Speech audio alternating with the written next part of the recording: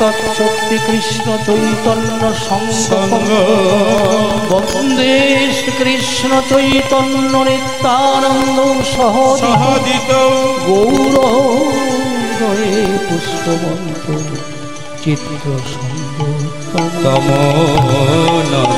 उज्ज्वल वरण गौरवर देहं विलसित निरवधि भाव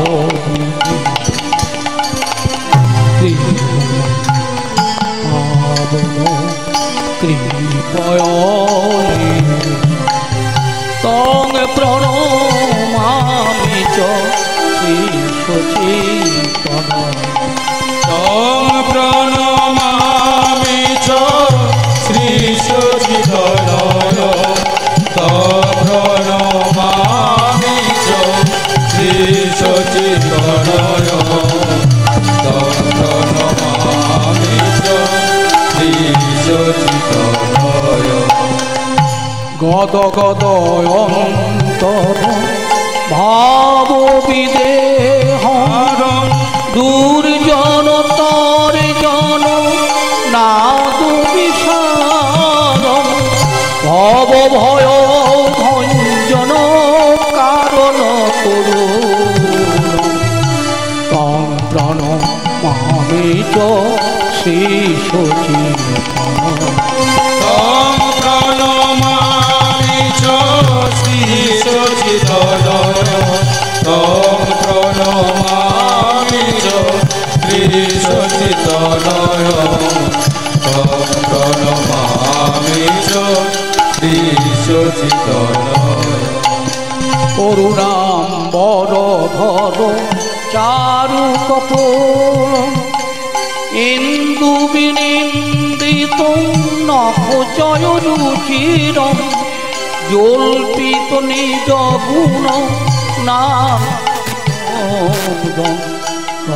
प्रणमामि च श्री तं प्रणमामि च श्री सचितन तं प्रणमामि च श्री सचितन तं प्रणमामि च श्री सचितन विगलित नयन मन जलधार भूषण नवरस भाव विकार गति अति मंथर नित्य विशाल तं प्रणमामि च श्री सचितन तं प्रणमामि च श्री सचितन तं प्रणमामि च श्री सचितन तं प्रणमामि च श्री सचितन चंचल चारु चरण दय रुचिर मंजीर रंजित पदयुग मधुर चंद्र विनिंदित उज्ज्वल तं प्रणमामि च श्री सचितन तं प्रणमामि च श्री सचितन तं प्रणमामि च श्री सचितन तं प्रणमामि च श्री सचितन धृतकोटि डोरक मण्डलु दण्डन दिव्य फले बर मुण्डित मुण्डन भव भय भञ्जन खण्डित दण्डन तं प्रणमामि च श्री सचितन तं प्रणमामि च श्री सचितन तं प्रणमामि च श्री सचितन तं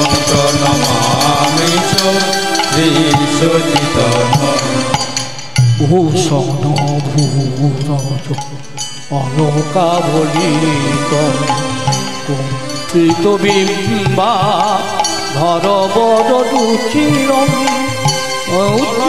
বিরচিত উজ্জ্বল তিলক তং প্রণমামি চ শ্রী সচি তং প্রণমামি চ শ্রী সচিতনয় তং প্রণমামি চ শ্রী সচিতনয় তং প্রণমামি চ শ্রী সচিতনয় নিন্দিত অরুণ কমল দল লোচন অজানুলম্বিত শ্রীভুজ যুগল কলেবর কৈশোর নর্তক বেশম তং প্রণমামি চ শ্রী সচিত তং প্রণমামি চ শ্রী সচিতনয় তং প্রণমামি চ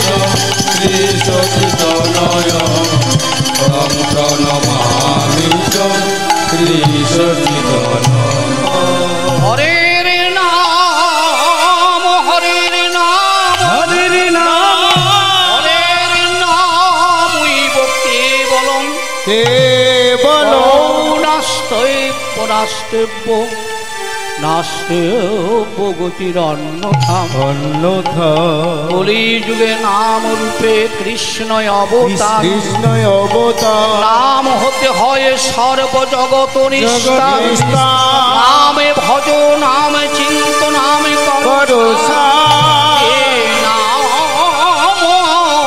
ভজিলে ভবে পাইবে পাইবে কৃষ্ণ হরে কৃষ্ণ কৃষ্ণ কৃষ্ণ হরে হরে হরে রাম হরে রাম রাম রাম হরে হরে হরে কৃষ্ণ হরে কৃষ্ণ কৃষ্ণ কৃষ্ণ হরে হরে হরে রাম হরে রাম রাম রাম হরে হরে হরে কৃষ্ণ কৃষ্ণ কৃষ্ণ হরে হরে হরে রাম রাম রাম হরে হরে হরে কৃষ্ণ কৃষ্ণ কৃষ্ণ হরে হরে হরে রাম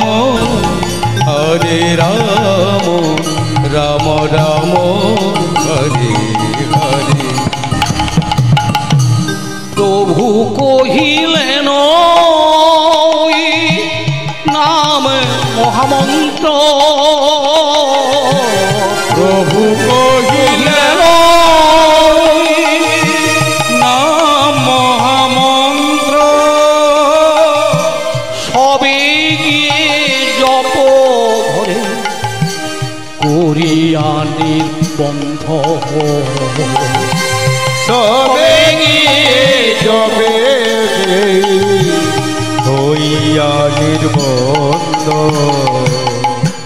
হরে কৃষ্ণ শ্রীমদ বৃন্দাবন রম্যং চমুনায় প্রদক্ষিণ স্ফুটিক স্থান কল্পবৃক্ষ সুশোভিত নানাবরণং কুসুমান রেণুভি পরিপূর্ণিত হে অঙ্গ বৃন্দাবন নিত্যং গোবিন্দ স্থানমপ্যয়ং বৃন্দাবনে আজ বৃন্দাবনে বৃন্দাবনে এলেন কৃষ্ণ নন্দ যশ মতি ভবনে বৃন্দাবনে আজ বৃন্দাবনে বৃন্দাবনে। আজ থেকে বিগত 5200 বর্ষ পূর্বে শ্রীমৎ বৃন্দাবনে এসেছিলেন ভগবান শ্রীকৃষ্ণ, যিনি নিজেই নরদেহ ধারণ করে নন্দ যশোদার পুত্র রূপে বৃন্দাবনে তিনি লীলা করেছিলেন। আজকে আমি প্রভাস যজ্ঞের মিলনের কথা বলতে গিয়ে সেই বৃন্দাবন লীলায় ভগবান শ্রীকৃষ্ণের কথা বলছি। বৃন্দাবনে বৃন্দাবনে আজ বৃন্দাবনে বৃন্দাবনে এলেন কৃষ্ণ নন্দ যশোমতি ভবনে।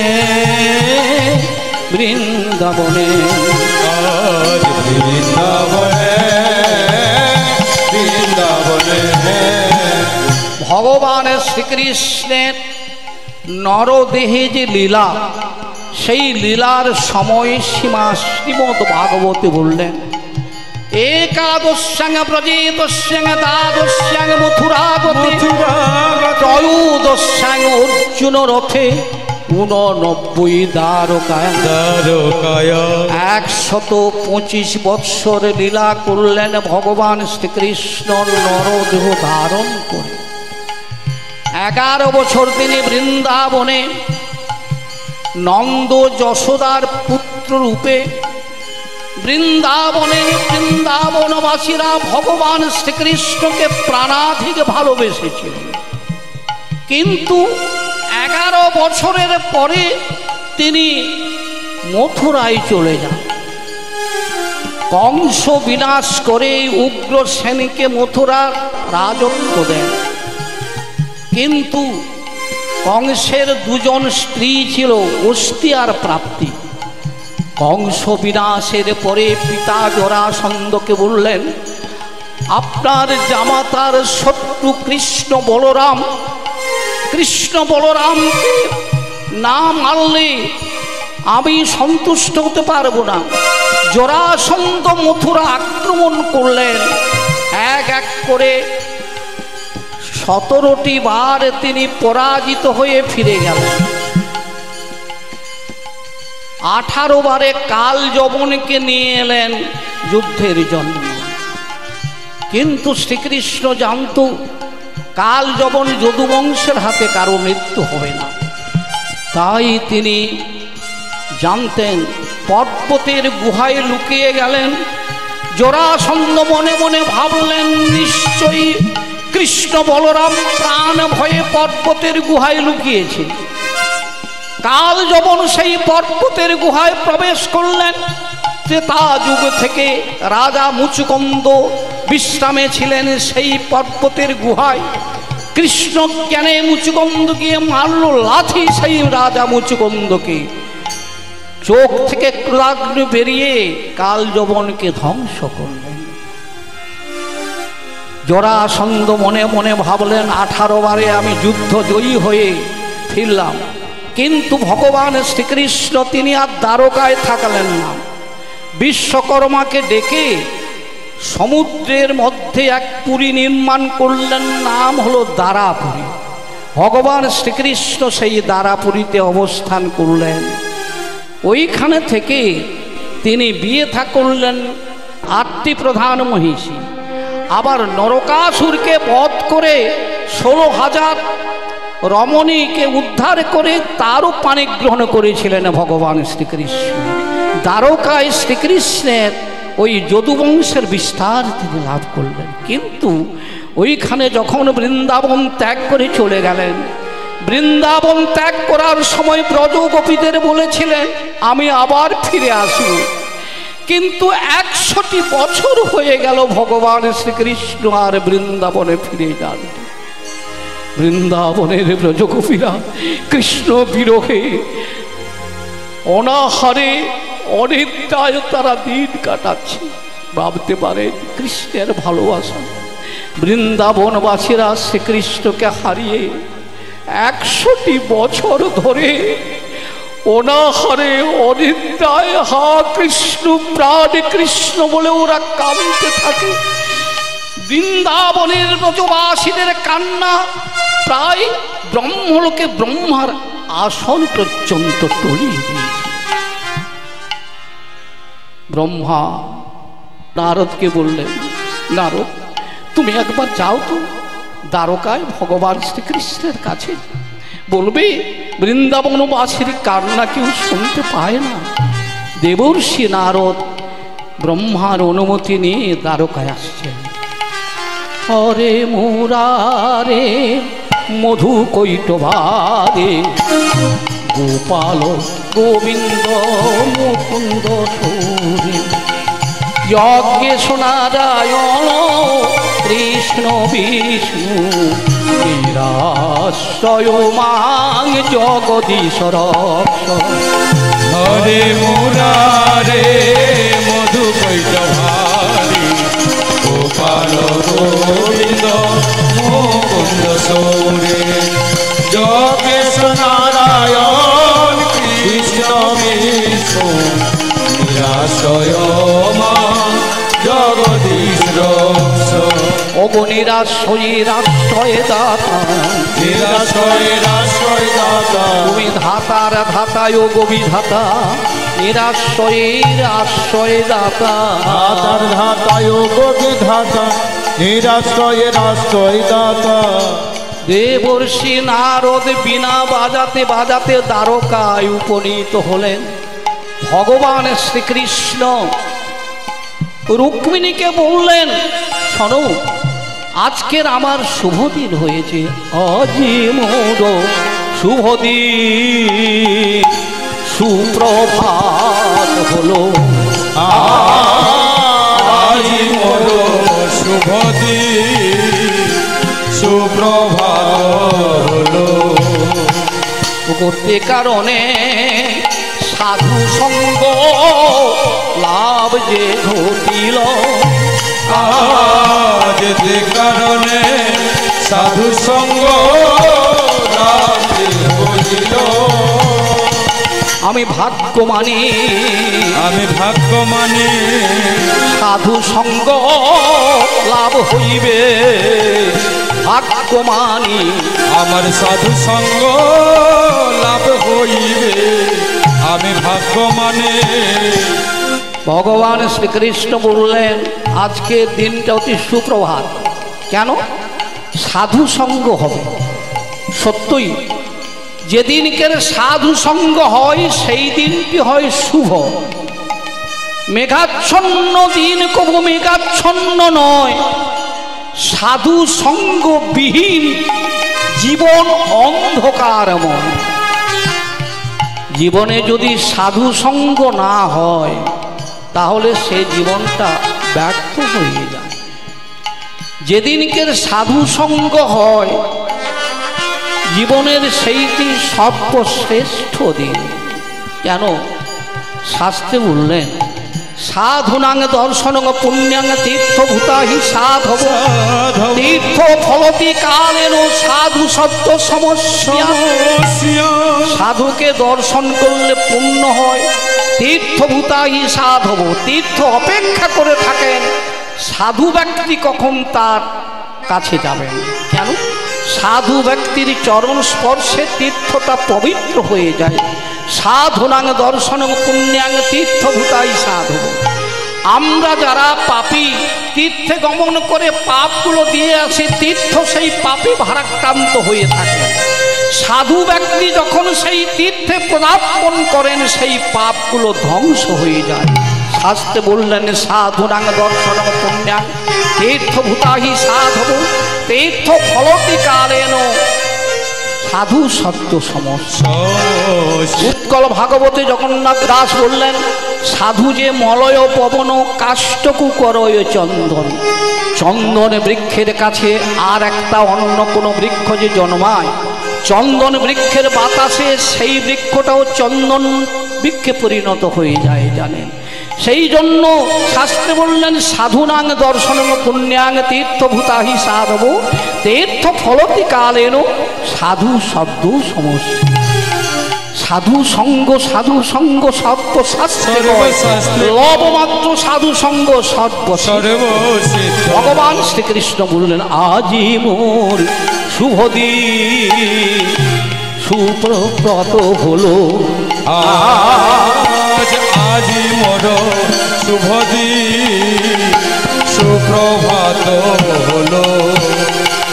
অগতে কারণে সাধু সঙ্গ লাভ যে হইল, যেতে কারণে সাধু সঙ্গ লাভ যে হইল। সুস্বাগত সাধু দেবর্ষি নারদকে আহ্বান জানালেন। সিংহাসনে বসলেন দেবর্ষি নারদ। রুক্মিণী দেবী পা ধুয়ে দিলেন। ভগবান শ্রীকৃষ্ণ বললেন দেবর্ষি দ্বারকায় আগমনের কারণ কি? দেবর্ষি বললেন পিতা পাঠিয়েছেন আপনার কাছে, কারণ আপনি বৃন্দাবন ত্যাগ করে চলে আসছেন 100টি বছর হয়ে গেল। সেই 100টি বছর বৃন্দাবনবাসীরা অনাহারে অনিদ্রায় হা কৃষ্ণ প্রাণ কৃষ্ণ বলে কাঁদছে। তুমি কি শুনতে পাও না ঠাকুর? ভগবান শ্রীকৃষ্ণ যেই বৃন্দাবনের কথা শুনলেন যেন হৃদয়টা ভীষণ আকুলি বিকুলি হয়ে উঠল। কেন? এই পৃথিবীতে যে যতই ভগবানকে ভালোবাসুন না কেন, বৃন্দাবনবাসীর মতো এত ভালোবাসতে পারেনি ভগবান শ্রীকৃষ্ণকে। তবে কেন উনি 100টি বছর দূরে থাকলেন?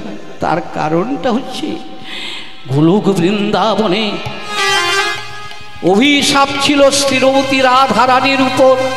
100টি বছর কৃষ্ণ বিচ্ছেদ ভোগ করবে। তাই ভগবান শ্রীকৃষ্ণ সেই ভক্তের কথা রক্ষা করতে গিয়ে শ্রীমতী রাধার 100 বছর বিচ্ছেদ ভোগ করছে। প্রকাশ্যে ভগবান নারদকে বললেন, কি বললে? বৃন্দাবনবাসী আমায় ভালোবাসে না, না কেউ আমায় ভালোবাসে না। আচ্ছা দেবর্ষি তুমি বলো তো, মা যশোদা সামান্য নবনীর তরে বেঁধেছিল যুগল করে, সামান্য নবনীর তরে বেঁধেছিল যুগল করে, পিতানন্দ প্রধান হয়ে পাঠাইত গোচারণে। আর পিতানন্দ গোধন নয়ে পাঠাইত গোচারণে। বলো তো দেবর্ষি, একটু ননি চুরি করে খেয়েছিলাম ছোটবেলায়। মায়ের কাছে ছেলেরা অনেক দুষ্টমি করে, আমি একটু ননি চুরি করে খেয়েছিলাম। মা আমাকে গাছে বেঁধেছিল। ভাগ্য ভালো সেদিন দুটো গাছ দুদিকে বেগে পড়লো। যদি আমার উপর পড়তো আমি কি থাকতাম বলো তো নারদ? এই কি মায়ের ভালোবাসা? নারদ বিস্ময় হয়ে গেছে। মা যশোদার ভালোবাসা কৃষ্ণ অস্বীকার করছে কেন? বললেন শোনো নারদ, আর একটু ভেবে দেখো তো, সখারা খেলতে গিয়ে আমাকে বেশি বেশি করে হারিয়ে দিত, আমাকে কাঁধে নিয়ে যেত সখা করে। এই কি সখাদের ভালোবাসা? দেবর্ষি যত শুনে তত বিস্ময় হয়ে যায়। বৃন্দাবনের ভালোবাসা কৃষ্ণ অস্বীকার করছেন কেন? পৃথিবীতে যে যতই ভগবানকে ভালোবাসুন না কেন, ব্রজবাসীর চেয়ে কেউ ভালোবাসতে পারে না। তথাপিও কৃষ্ণ অস্বীকার করলেন বৃন্দাবনের ভালোবাসা। দেবর্ষি মনে মনে ভাবলেন, ঠাকুর আপনি ভগবান, আমি ভক্ত, আমার আশা পূর্ণ হয় কি আপনার আশা পূর্ণ হয়? মনে মনে বিচার করলেন দেবর্ষি নারদ। বললেন ঠাকুর বৃন্দাবনবাসী যখন আপনাকে ভালোবাসে না, তাহলে আমি আর বৃন্দাবনের কথা বলছি না। আচ্ছা ঠাকুর, ওই দ্বারকায় আসার পথে হেরিলাম নয়নে, দ্বারকায় আসার পথে হেরিলাম নয়নে, পিতা মাতা মন দুঃখে বসে কিসের কারণে? আর পিতা মাতা মন দুঃখে বসে কিসের কারণে? তুমি যার পুত্র পিতামাতা কেন দুঃখ পাবে বলো? তুমি যার পুত্র পিতা মাতা কেন দুঃখ পাবে? এই কথা ভগবান আমারে বোঝাবে। এই কথা ভগবান আমারে বোঝাবে। দেবর্ষি শ্রীকৃষ্ণকে বারবার ভগবান ভগবান কথাটা বলছেন, কথাটা সত্য। একমাত্র কৃষ্ণইকে ভগবান বলা যায়। তবে হ্যাঁ, আমাদের এই জগতে অনেকে অনেকভাবে ভগবান বলেন। বাবা মাকে ভগবান বলেন, গুরুদেবকে ভগবান বলেন, দেবদেবীকে ভগবান বলেন। তবে ভগবান কথাটার প্রকৃত অর্থটা একটু বুঝবেন। শ্রীমদ্ ভাগবতে বললেন ভগবান কাকে বলবেন? সরৈশ্বর্য পূর্ণজৈহ ভগবান স্বয়ং, যার মধ্যে 6টি ঐশ্বর্য বিদ্যমান তাকেই ভগবান বলা হবে। 6টা ঐশ্বর্য কি? ঐশ্বর্য, বীর্য, যশ, শ্রী, জ্ঞান, বৈরাগ্য। 6টা ঐশ্বর্য কেবলমাত্র কৃষ্ণের মধ্যে ছিল। অন্য কোনো দেব দেবীর মধ্যে 6টা ঐশ্বর্য থাকে না। সেই জন্য শ্রীমদ্ ভাগবতে বললেন কৃষ্ণস্তু ভগবান স্বয়ং। দেবর্ষি নারদ সেই জন্য বারবার ভগবান বলছেন, তুমি যার পুত্র পিতামাতা কেন কষ্ট পাবে? আর তুমি যার পুত্র পিতা মাতা কেন কষ্ট পাবে? এই কথা ভগবান আমারে জানাবেন। আর এই কথা ভগবান আমারে জানাবে। দেবর্ষি চলো, কোথায় আমার বাবা মা মনের দুঃখে বসে আছে? সত্য সত্য এই বসুদেব দৈবকী মনের কষ্টে বসে আছে দরুজার কাছে।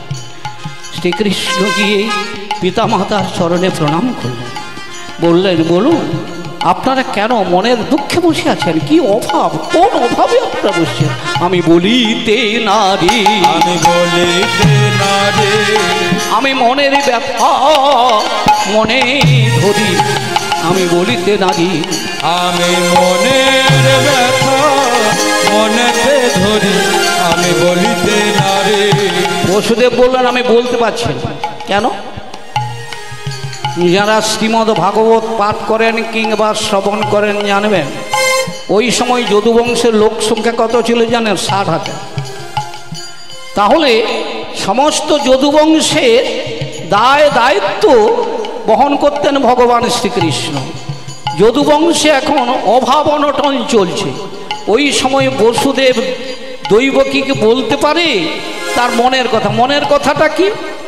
বৃদ্ধ বয়সে একটা যজ্ঞের অনুষ্ঠান করতে চান, দান যজ্ঞের অনুষ্ঠান করতে চান, কিন্তু দ্বারকা এখন অভাব অনটন, তাই বলিতে না রে, আমি বলিতে নারী, মনের ব্যথা মনেই ধরি, আমি বলিতে নারী, আমি মনের ব্যথা মনেতে ধরি, আমি বলিতে নারী।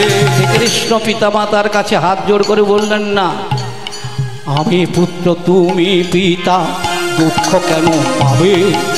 আর আমি পুত্র তুমি পিতা, দুঃখ কেন পাবে? পুত্র হয়ে পিতা মাতার দুঃখ ঘুচাইবে, আর পুত্র হয়ে পিতা মাতার দুঃখ ঘোচাইবে। পুত্র হয়ে পিতা মাতার যদি সেবা নাহি করে, পুত্র হয়ে পিতা মাতার যদি সেবা নাহি করে, 7 জন্ম নিজ কুলে জন্ম গ্রহণ করে, আর 7 জন্ম নিজ কুলে জন্ম গ্রহণ করে। শাস্ত্রে বললেন পুত্রার্থে ক্রিয়তে ভাজ্যা পুত্রপিণ্ড প্রয়োজন। তবে পুত্রপিণ্ডটা কি জানেন? বাবা মারা গেলেন, ওই একসঙ্গে চাল কলা মাখিয়ে পিণ্ড দিলাম, বাবা স্বর্গে চলে গেলাম, আমি ছেলেও কৃতার্থ হয়ে গেলাম। এই পিণ্ডটা পিণ্ড না, দেহটা একটা পিণ্ড। এই দেহটা মাতৃ রজ পিতৃভীর্য দুটো মিলে ওই দেহপিণ্ডটা তৈরি হয়েছে। এই দেহপিণ্ডটা পিতামাতার সেবার কাজে নিযুক্ত করতে হবে। যদি কেউ পিতামাতার সেবার কাছ থেকে বঞ্চিত হয়, শাস্ত্রে বললেন 7 জন্ম কৃমি কীট নিজ কুলে জন্মগ্রহণ করে। আমি পুত্র তুমি পিতা, দুঃখ কেন হবে? আজ আমি পুত্র তুমি পিতা, দুঃখ কেন পাবে? পুত্র হয়ে পিতা মাতার দুঃখ ঘুচাইবে। আর পুত্র হয়ে পিতা মাতার দুঃখ ঘুচাইবে। বলুন আপনার মনের কষ্টটা কি? বসুদেব বললেন, হ্যাঁ রে কৃষ্ণ, বৃদ্ধ বয়সে আমার সাধ ছিল একটি দান যজ্ঞের অনুষ্ঠান করতে চাই। দ্বারকায় অভাব অনটন, তাই বলতে পারছি না। শ্রীকৃষ্ণ বললেন, না, কোনো অভাব থাকবে না। আপনাদের মনস্কামনা পূর্ণ করবার জন্য কোনো অভাব থাকবে না। আমি পুত্র, তুমি পিতা, অভাব কেন রবে? আমি পুত্র, তুমি পিতা, অভাব কেন রবে? পুত্র হয়ে পিতা মাতার দুঃখ ঘুচাইবে। পুত্র হয়ে পিতা মাতার দুঃখ ঘুচাইবে। হ্যাঁ রে, এই অভাব অনটনের মাঝখানে তুই যজ্ঞ করতে পারব? কি যজ্ঞ করতে? আমি দান যজ্ঞ করতে চাই। ঠিক আছে। বসুদেব বললেন, সেটা তো বেশি দেরি নেই। আগামী অমাবস্যা তিথিতে সূর্যগ্রহণ পূর্ণ লগ্নে আমি দান যজ্ঞ করতে চাই। সেটা তো আর বেশি দিন নাই, মাত্র 12টা দিন বাকি আছে।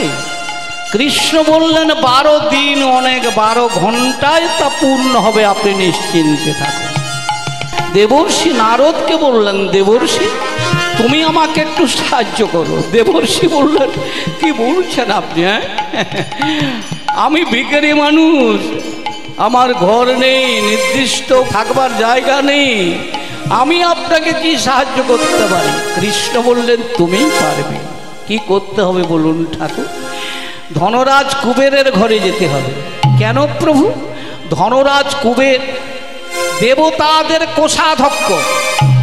দেবতাদের যখন যা প্রয়োজন হয় ওই কুবেরের কোষাগার থেকে ধন অর্থ ব্যয় করে। সেই জন্য আমার পিতার দান যজ্ঞের যে অর্থের প্রয়োজন, সমস্ত অর্থ ওই কুবেরের ধনাগার থেকে সমস্ত ব্যয় করব।